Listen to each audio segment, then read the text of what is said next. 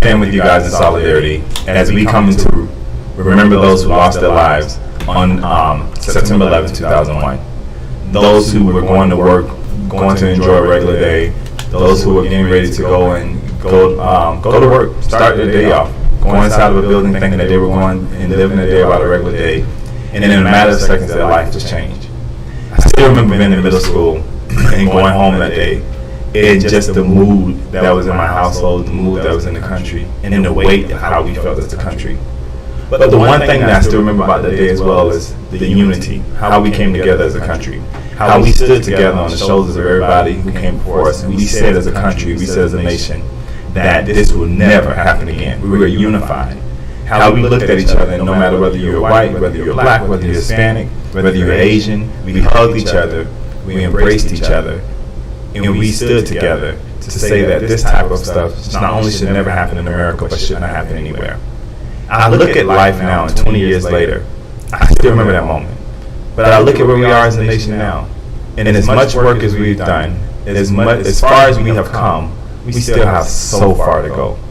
We still have to make sure that we get up every day and we fight to make sure that everyone who wants access to the ballot is given access to the ballot. We still have to make sure that people who are who have to go through the criminal justice, that they get a fair chance in society, and that they're treated just as equal as anybody who came before them, and that they're sentenced fairly, and we make sure that when they get out, they have a second opportunity at the society.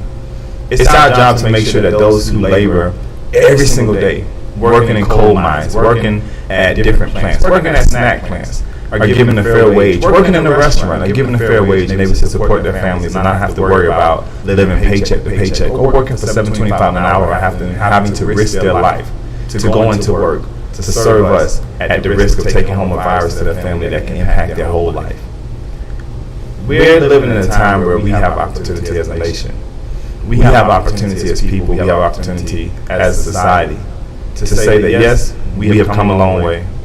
Yes, we have made a lot of adjustments, but we still have so much to do. I personally believe collectively as a nation that we agree on the fundamental things of it, right? But the politics have gotten so far into who we are that it's either you're to the left, you're to the right, you're conservative, you're liberal, and then there's no real in between. And I'm challenging us today as a nation, I'm challenging us today as a country to reach out to each other, to remember 9/11 for what it was, to remember the unity that we felt that day, to remember how we stood together and said, no matter what happens, we're one voice, we're one country, we're one people.